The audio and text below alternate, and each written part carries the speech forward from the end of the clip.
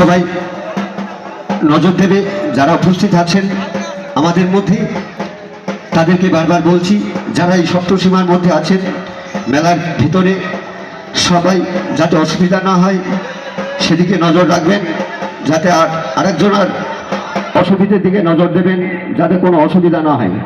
যারা সপ্তসীমার মধ্যে আছেন তাদেরকে নতুন বছরের জন্য অনেক অনেক ভালোবাসা এবং অভিনন্দন জানাই নতুন পয়লা বৈশাখের অনেক ভালোবাসা।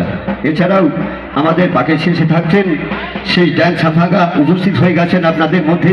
আমাদের পাকের শেষেই আর কিছু সময়ের মধ্যেই উপস্থিত হচ্ছেন সেই ড্যান্স হামবাগা। যাবো আমি দিদা নিয়ে আসি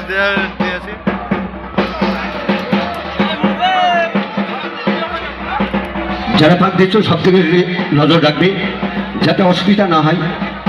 যারা উপস্থিত আছেন এদের মধ্যে তাদের